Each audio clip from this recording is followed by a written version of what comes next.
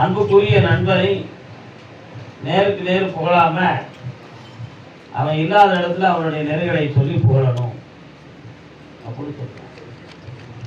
ஆசானை எவ்விடத்தும் அப்படியே, ஆசானா குரு, ஞானத்தின் குருவாக இருந்தாலும் சரி, கல்விக்கு குருவாக இருந்தாலும் சரி, ஏதேனும் ஒரு தொழிலுக்கு குருவாக இருந்தாலும் சரி, அவனை நேரமும் புகழலாம், அவன் இல்லாத இடத்திலையும் புகழலாம். அதுக்கு தகுதியானவன் தான் குருவாக இருக்க முடியும். அதனால அவரை எங்கேயும் புகழலாம். அந்த புகழ் மரியாதைக்கு. அடுத்து சொல்றார், வாசமலையாளை பஞ்சடையில், மனைவியை புகழ்ந்த இடம் படுக்கையில புகழ. எல்லா வேலைகளையும் எல்லா கடமைகளையும் அவள் செஞ்சு முடித்த பிறகு நிம்மதியா தூங்க போகக்கூடிய நேரத்தில் அவளுடைய நிறைகளை சொல்லி அவன் மனதை சந்தோஷப்படுத்துறது தான் உலகத்துல இல்லற கடமை அப்படின்னு. அடுத்து ஒரு வார்த்தையை சொல்லிட்டாரு, மைந்தமை நெஞ்சில். பிள்ளைகளை நேருக்கு புகழக்கூடாது. ஏன் அப்படி புகழ்ந்தா பிள்ளைகளுக்கு மிதக்கிற குணம் வந்துடும். நாம நல்லவன் தான், நம்மகிட்ட எந்த குறைகளும் இல்லை, நம்ம சரியா தான் இருப்போம்னு பிள்ளைகளுக்கு என்ன வந்து. அடுத்து அந்த பிள்ளைகளுக்கு குற்றம் எது நிறை எதுன்னு தெரியாது. அதனால மைந்தர் தம்மை நெஞ்சில், பிள்ளைகளுடைய புகழ்ச்சியை தன் உள்ளத்துக்குள்ளேயே வச்சிருக்கணும். குறைகளை சொல்லணும். குறைகளை பல பேர்களுக்கு முன்னால சொல்லக்கூடாது, தனித்து கூப்பிட்டு சொல்லணும். நிறைகளை பல பேர்களுக்கு முன்னால சொல்லலாம், ஆனா தனித்து புகழக்கூடாது. அப்போ மைந்தர் தம்மை நெஞ்சில். வினையாளை வேலையின் முடிவில். வினையாள்னா யாருன்னா வேலைக்காரர். வேலையை செஞ்சுக்கிட்டு இருக்கும்போதே போட்டாச்சுன்னா நம்ம என்ன செஞ்சாலும் ஏற்றுக்கிறதான்னு முடிவு பண்ணுவோம். அந்த வேலையெல்லாம் முடிச்சு அதையெல்லாம் நம்ம போய் பார்த்து சரியாக இருக்கு, இதில் சிறு குறை இருக்குங்கிறத புரிஞ்சுக்கிட்டு அந்த நிறைகளை வைத்து வேலையை முடித்த பிறகு புகழ்ந்தாதான் அதோட நிறையும் தெரியும், குறையும் தெரியும். அதான் வினையாளை வேலையும். அவ்வையார் தான் இந்த பாடலை யார் யாரை எப்போ புகழ வேண்டும், இறைவனையும் குருவையும் மட்டும் நேரமும் புகழலாம், மறைவும் புகழலாம். ஏன்னா அதுக்கு அவங்க தகுதியானவங்க என்று விளக்கம். மனிதன் எப்போதுமே நன்மைகளை மட்டும்தான் எதிர்பார்ப்பான். தீராத பசி உடையவன் மனுஷன். அன்பு பசி, ஆசை பசி, உணவு பசி, உறவு பசி, உணர்வு பசி, இப்படி விதவிதமான பசிகளை பகவான் மனிதனுடைய ஆத்மாவை பதிவாக்கி வச்சிருக்கான். யார் மூலமா நமக்கு இந்த பசி தீரும் அப்படின்னு சொல்லி பறவை வச்சு தேடிக்கிட்டு இந்த உலகத்துல அலைஞ்சி தெரிஞ்சு ஒண்ணு உள்ளத்தால அடையும், இல்லைன்னா உடம்பால அடையும். இப்படி பல்வேறு சிந்தனைகளை அலைஞ்சி அலைஞ்சி உதாசீனத்துக்குரிய நிலைமையும் ஆகும், உயர்வுக்குரிய நிலைமையும் வளரும். இப்படியெல்லாம் பல்வேறு நிலைகள்ல ஆடி தெரிந்து பசி தாழாமல் அடைந்துகிட்டு இருக்கிறவன் தான் மனுஷன். அவன் பசிக்கு ஒரே ஒரு புகலிடம் எதுன்னா பக்தி. அந்த பக்தியும் அந்த ஆன்மீகம் மட்டும்தான் இந்த பசியை தீர்த்து. எல்லாருமே சொல்றாங்க பக்தி வச்சுட்டா உன்னுடைய பசி தீர்ந்துருமா அப்படின்னு ஒரு கேள்வி கேட்பாங்க. ஆன்மீகத்துக்குள்ள போயிட்டா உன் பசி தீர்ந்துருமா அப்படின்னு ஒரு கேள்வி கேட்பாங்க. ஆனா மனிதன் ஆழமா சிந்திச்சான்னா ஆன்மீகத்தால ஒரு பசி தீரும். காட்டுக்குள்ள தனியே போய் இருக்கும் பொழுது சமைச்சு தரதுக்கு ஆள் கிடையாது, சாப்பாடும் கொண்டு போவார், பல காலம் தாமசித்தாலும் வர முடியாது. அவருக்கு பசி இருந்துருக்குங்களா? அந்த பசி அவர் எப்படி தீர்ந்திருக்காரு? நிறைகளை குறைகளை படித்து தெரிஞ்சு அதையும் அனுபவம் பார்த்து அந்த விஷயத்தையும் முடிச்சுட்டு இதையே எவ்வளவு காலம் தான் திங்கன்னு சொல்லி உட்கார்ந்துருவார். உட்கார்ந்து அந்த பசியை உணர்வுபூர்வமாக ஏற்று அதை தாங்கி பழகி அந்த பசியை அவன் தீர்த்துவான். ஆனா அதை தாங்கும் பொழுதே அவனுக்கு கிடைக்கிறது ஒண்ணு பசியினுடைய மனது. தாங்கிய பின்பு அவனுக்கு கிடைத்தது என்னன்னு சொன்னா ஞானம்ங்கிற ஒரு மாபெரும் சக்தி. அந்த ஞானம்ங்கிற சக்தி அவனுக்கு கிடைத்த உடனேயே அவன்கிட்ட பசிங்கிற குறை இருக்கிறத அவன் மறந்துடுவான். காடே திரிந்து காற்றே புசித்து கருத்தே கடவுள் என்று உணர்ந்தார். காட்டுல தெரியுமா, காற்றையே உணவாக தன் அறிவில் தோன்றிய கருத்துவ ஞானத்தையும் கடவுள் என்று உணர்ந்து பக்குவப்பட்டு வந்துடுவாங்க. அப்ப அவனுக்கு ஞான பசி கிடைச்ச உடனே சாதாரண பசி இணைந்து பட்டினத்தார் கூட ஒரு இடத்துல சொல்வார், இருக்கும் இடம் தேடி என் பசிக்கே அன்னம் உருக்கமுடன் கொண்டு வந்தார் முன்பே பெருக்க அழைத்தாலும் போகே அரணே உன் தேகம் இழைத்தாலும்.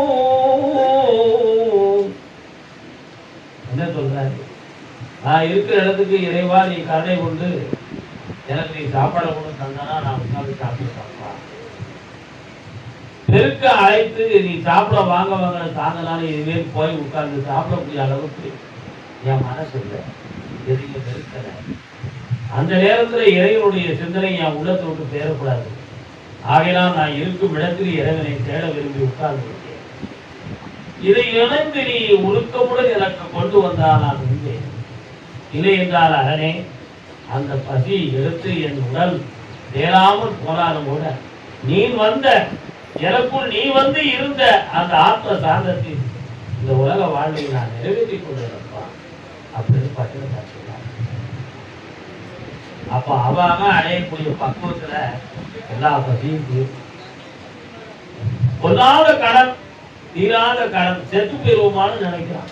நினைக்கும் பொழுது அவன் உள்ளத்துல இன்னைக்கு புதன்கிழமை நாளைக்கு நாளைக்கு வேளாண் வெள்ளி புனிதர வழிபாட்டு மாணிப்பர கருத்தாம்படிக்கு போவோம், அங்கிருந்து ஒரு வழி கிடைக்கும்னு சொல்லிவா. ஆனா புதன்கிழமை சாகணுங்கிற எண்ணம் என்னாச்சு, மாறி போய் 2 நாளை தள்ளி. அது என்னது, இறைவன் கூட இருக்கக்கூடிய உணர்வுல அந்த 2 நாள் தள்ளப்படும். வள்ளுவர் சொல்வார், நாளது ஒன்றென காட்டி அது உயிரீரும் வாழது உணர்வார் பெரின். ஒரு மனிதனுக்கு 120 வயசு ஆயுள், சுக்கிர தசை 20 வருஷம், சனி தசை 19 வருஷம், ராகு கேதுக்கு 18-14 வருஷம்.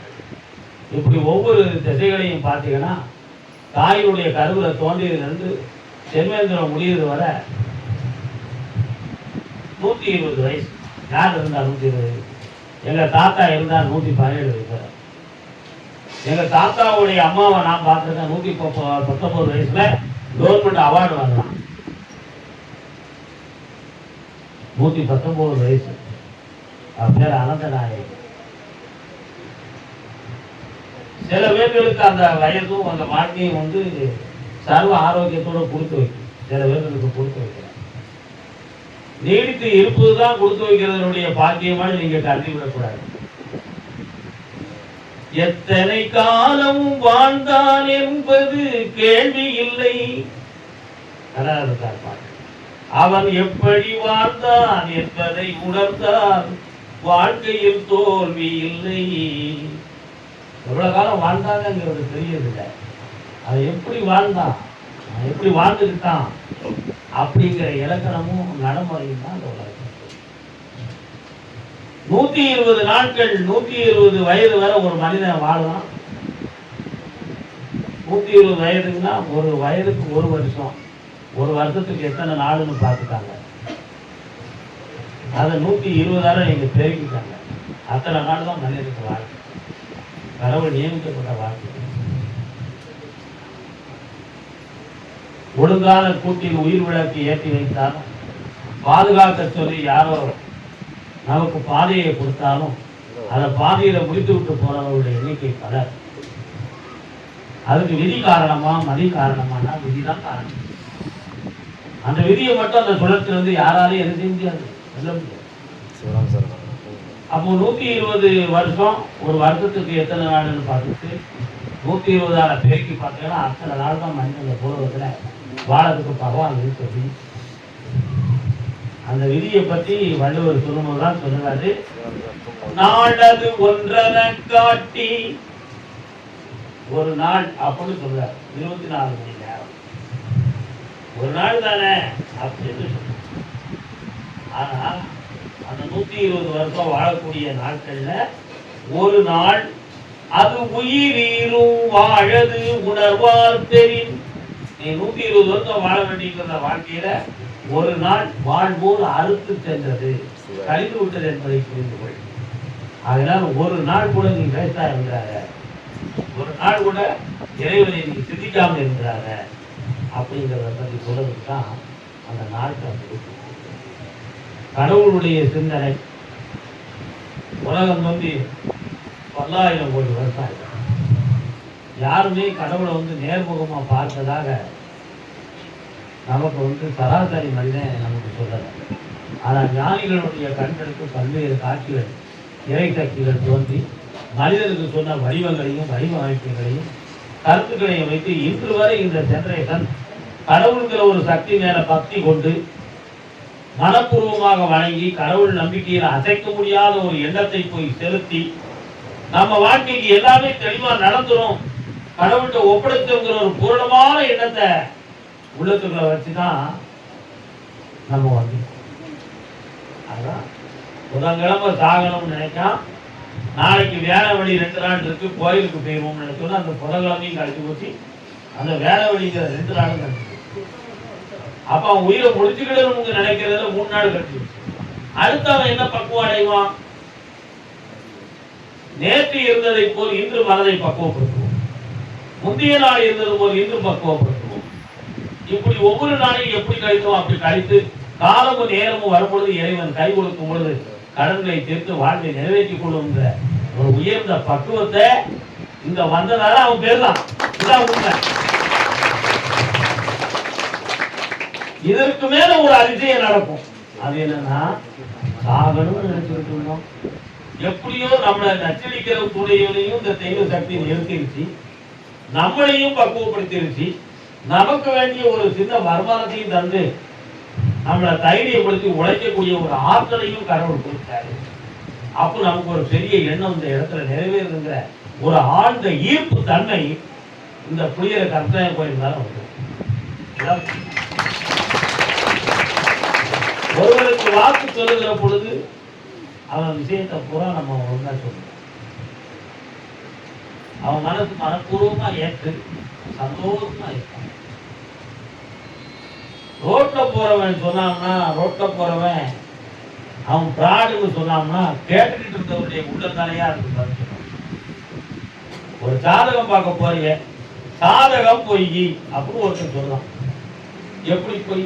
சாதகம் சாதகக்காரர் ஜாதகத்துல சொல்றாரு, உன் கூட பிறந்தவங்க 2 பேர் இருக்கணுமே. ஆமா 2 பேரு. உங்க அப்பா கூட பிறந்த 2 பேர்ல ஒருத்தி பொம்பளை இருப்பா இருக்கா, அவளுக்கு ஒரு கண் தெரியாது. ஆமா, ஏன் எங்க அத்தைக்கு ஒரு கண் தெரியாது? சாதகக்காரன் சொல்லிட்டாரு. அவன் சொன்னது சாதகம் பார்க்க வந்தவன் ஒத்துக்கிட்டான். இத்தனையும் நடந்துருச்சு. சொன்னது உண்மையாயிடுது. எவ்வளவு ஒருத்தர் பிடிக்காதவன் காலையில போறவன் அவன் ஜாதகம் போய் சொல்லிட்டாரா, அவனை போய் ஜாதகத்தை பார்க்காத அப்படின்னு சொன்னான்னா சொன்னவன் முட்டாளா கேட்டவன் முட்டாளா? சொன்னவன் பொறாம தாங்காம சொன்னாங்க.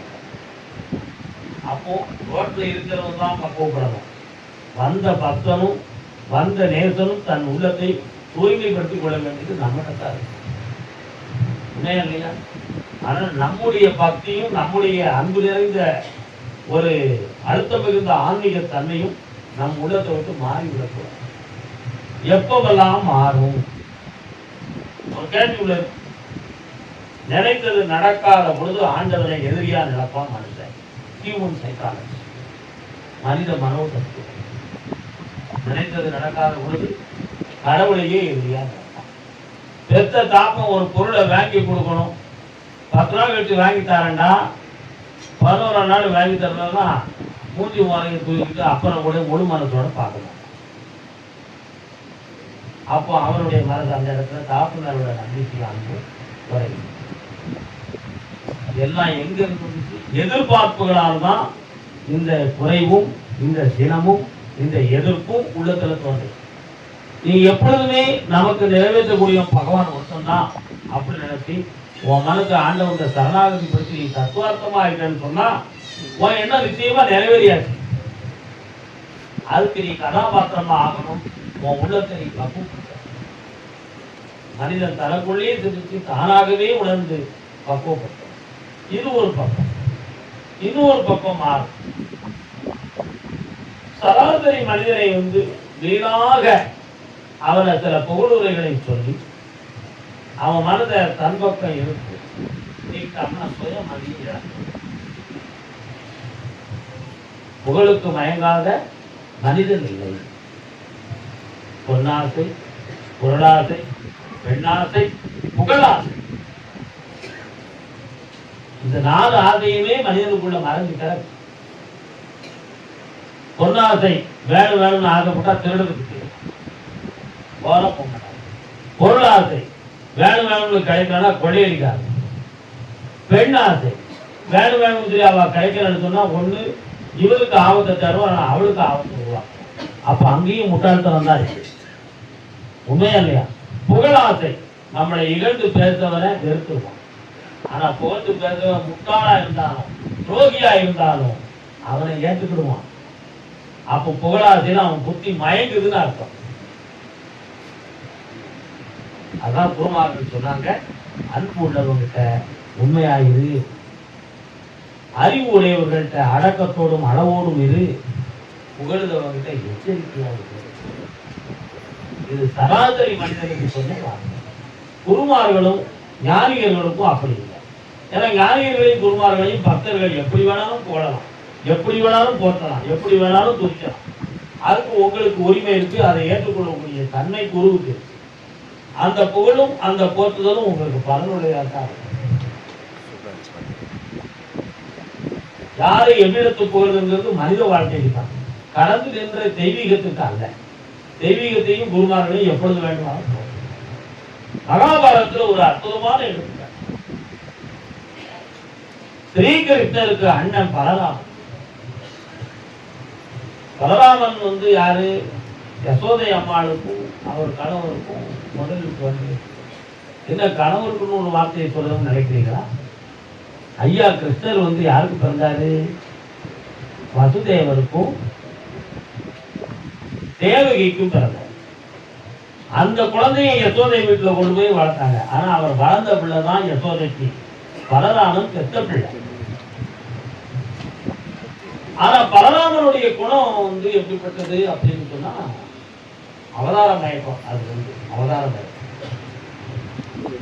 அவரை யாரும் போந்து வைத்தா அவனுக்கு என்ன வளர்ந்து பலராமா உன்னை போல் பலவான் உலகத்தில் உண்டுமோ அப்படின்னு கேட்டாங்க. வாராய் தம்பி, உனக்கு என்னப்பா வேணும் அப்படின்ட்டார். வாழ்க்கையில் கொஞ்சம் வரவு சேர்ந்து விட்டேன், வாங்க கொஞ்சம் முத்துக்களை அள்ளி கொடுத்தார். ஒரு பெண்மணி வருவான், உன்னை போல் ஒரு தந்தை உண்டுமா ஐயனே? என்னப்பா வேணுமா? என் வேதனை தாழாமல் துடிக்கிறேன், உனக்கு நகை வேண்டுமா? நகை எடுத்து. ஒரு திருடன் வருவான், எத்தனையோ இடத்துல நான் திருப்புத்தனமே செய்தாலும் இவனை நீங்கள் கண்டித்தீர்கள், ஆனாலும் உங்களுடைய வீரத்துக்கும் வேகத்துக்கும் ஈடாக இந்த உலகில் யாரும் இல்லை ஐயா. இவ்வளவுதானே விஷயம். அந்த இடத்துல காணி நிலம் இருக்கிற கைத்தறிகள் குறைத்து வாழ்வோம் அப்படின்னு புகழ்ந்தது பலராமனுடைய குணபோகம். இதை சூட்சமாக உணர்ந்தவன் சகுனி. துரியோதனன் பாரத போர் நடக்க போகிறது, நாம ஜெயிக்க வேண்டும். அதனால பலராமனை கிருஷ்ணத்திலிருந்து பிரித்து நம்ம பக்கத்துல இருக்கணும் அப்படி ஒரு வஞ்சனையை உருவாக்கணும். ஏனென்றால் போர் மல்யுத்தத்துல கதை யுத்தத்துல பலராமன் துரியோதனனுக்கு குரு. உடனே பலராமனை ஒரு வரவேற்பு வச்சார். துரியோதனுடைய வரவேற்பு வச்ச உடனே துரியோதனன் மலர்மாலை சூட்டுவதும் பொன்னாடை சூட்டுவதும் தங்க மாலைகள் சூட்டுவதும் ரத்தின முத்துக்களை அள்ளி கொடுப்பதும் சகதி சஞ்சார நிலைகள் பார்ப்பதும் அன்ன போஜனங்கள் கொடுப்பதும் அணிவகுத்த மேல தாளத்தோடு ஆன ஆக்கியத்தோடு ஆர்கானைகள் செய்வதும் பார்த்து பலராமன் மெய் மறந்து விட்டான். சொந்த நாட்டில் கிடைக்காத ஒரு பெரிய வரவேற்பு, ஒரு பெரிய புகழும். துரியோதனன் நமக்கு எதிரில் நினைத்துக்கிட்டு இருக்கிறோம். எவ்வளவு பெரிய ஆர்வாரம் செய்யலாம், எவ்வளவு நம்மளுடைய திறனையும் ஒரு குரு மார்க்கத்தை எவ்வளவு தன்மையமாக எடுத்துக்கொண்டார். அவ்வளவு நினைச்சார். உட்கார்ந்து பேச உடனே அருமையா பேசினார். பலராம சக்கரவர்த்தி அவர்களே, உங்களுடைய வத்சலா என்னும் இளைய மகனை என் மகளுக்கு நீங்க கல்யாணம் முடிக்க கொடுக்கணும். அப்படி இவ்வளவு புகழ் சஞ்சாரம் எல்லாத்தையும் பார்த்தவொன்னு தன்னை மறந்து பலராமன், என் பொண்ணை உங்க வீட்டுக்கு கட்டி கொடுக்கணும்னு சொல்றார். வாக்கு கொடுத்தார். அப்படி வாக்கு கொடுத்ததை அறிந்தவுடனே சகலி கிருஷ்ணனை எதிர்க்க ஆரம்பிக்கிறான், பாண்டவர்கள் எதிர்க்க ஆரம்பிக்கிறான். இப்படி ஒவ்வொரு விஷயமா நடந்து கடைசியில கல்யாண நேரத்துல இவங்க பொய் தான் சொன்னாங்கிறத நிரூபிக்கக்கூடிய ஒரு நிலைமை வந்த உடனே சத்தியமார்க்க பெட்டின்னு ஒரு இருக்கை கிருஷ்ணருக்கு சொக்காரன் சாத்தைக்கு அங்கிருந்து கொண்டு வந்து எல்லோரும் ஒரு அந்த பெட்டியில ஏறி நின்று அவரோடு கொஞ்சம் பேசுங்க, அதுக்கு பிறகு கல்யாணத்தை முடிப்போம்னா இருக்கு. அந்த பெட்டியில ஏறி பலராமர் உட்கார்ந்து பேசினார். சகுனியும் துரியோதனும் என்னை புகழ்ந்தார்கள். அது உண்மை, அது ரெண்டாரே உண்மைதான் வரும், பொய் வராது. அந்த புகழுக்கு கதாபாத்திரமாகி என் பிள்ளைய நான் கட்டி கொடுக்கணும்னு வாக்களித்து விட்டோம்னு கேட்டேன். அண்ணா நீங்க உடனே அடுத்து துரியோதனனை இறங்கிட்டு சொன்னாங்க. துரியோதனா பலராமரிடம் சம்மதம் கலந்து விட்டால் இந்த போர் சம்காரத்தை வெற்றி கண்டு விடலாம் என்பதை நினைத்துதான் நாங்கள் இந்த சம்மதத்துக்கு ஏற்பாடு செய்தோம், உள்மனதோட அல்ல அப்படின்னு சொல்லிக்கிறார். சகலி மாமா நீ ஏறினா உடனே துரியோதன சகலியை, ஆமா தன்னை மறந்து நீங்கள் உண்மையை பேசி விடாதீர்கள். சகலி சொன்னா, எப்பேற்பட்ட சக்தி இருந்தாலும் என் உள்ளத்தின் ஆழத்தை கண்டுபிடிக்க முடியாது துரியோதனா, பார் என்ன பேசுகிறேன்னு சொல்லி சவால் விட்டு அந்த பெட்டிய, அந்த பெட்டி உள்ளுக்கு இருந்து சக்தியை கொடுத்து அவனுடைய உள்ளத்தை திறந்துருச்சு.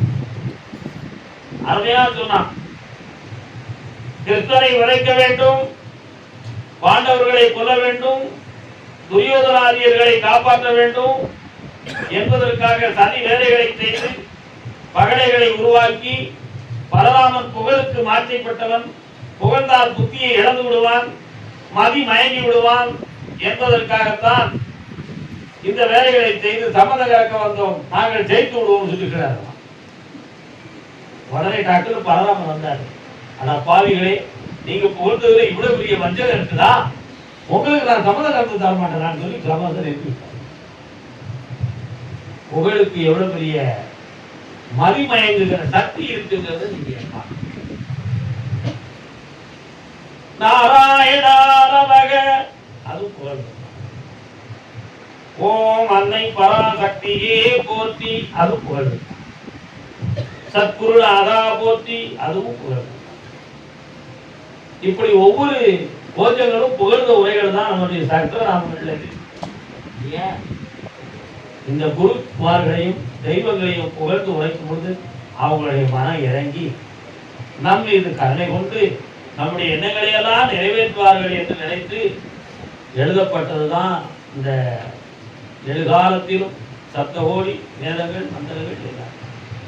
நல்ல புகழ்தல் இறைவனுக்கும் குருமார்களுக்கும் சராசரி மனிதர்களுக்கு தகாது என்பதுதான் இந்த விளக்க உரையில் நமக்கு கிடைக்கும். அதனால குருவாக என்னை நினைக்கும் இது அருள்வாக கருதி அருள்வாக்கு வேண்டும் என்று ஆனந்தத்தோடு காத்திருக்கிற உங்க எல்லாருடைய உள்ளத்திலும் நான் வாழ்ந்து கொண்டு இருக்கிறேன். உங்களுடைய உள் மனதில் அங்கிருந்து வரும்பொழுது சாமியை எப்படியாவது தனியை பார்த்தணும்னு சொல்லி நீங்க ஆதங்கப்பட்டு ஆவேசப்பட்டு வாரீங்க. எல்லாரையும் பார்க்கக்கூடிய உடல் ஆற்றலை இறைவன் எனக்கு கொடுத்திருக்கேன், ஆனா மன ஆற்றலை எனக்கு கொடுத்திருக்கேன். அதனால உங்களை நான் நினைக்கிறேன், உங்களுக்காக நான் பிரார்த்தனை செய்கிறேன், உங்களுக்காக நான் தவம் இருக்கிறேன். ஆனா என் உடம்பால உங்களை பார்த்து பேச முடியல, உங்கள்கிட்ட இருக்க முடியல. என்னை நீங்க மன்னிக்கவும் செய்யணும், ஒரு பக்கம் நீங்க மனதால ஏற்றுக்கவும் செய்யணும். அதனால என்னுடைய அன்பும் என்னுடைய தியானமும் என்னுடைய தவமும் என்னுடைய பிரார்த்தனையும் உங்கள் அனைவருக்காக இந்த உலகில் நிச்சயமாக உண்டு. என் மறைவுக்கு பின்பு கூட எந்த ஆத்மா உங்க எல்லாரையும் வாழ வைக்கும். இது வந்து ஒரு பெரிய பாக்கியம். அதனால உங்க எல்லாரும் உள்ளத்துல நான் இருக்கனாலே உங்க உள்ளத்துல இருக்கக்கூடிய அழுக்குகள்லாம் தீர்வு. மாதத்தை நெஞ்சத்தை நேசமாக கண்டேன். இனி பேதற்கரிய செல்வமாகிய ஈசன் நமக்குள் இருப்பார் என்பதையும் உணர்ந்தேன். மாதிராத மனமே ஈசன் கோயில் என்று உணர்ந்து எல்லோரும் ஆனந்தமாக இருக்க வேண்டும்.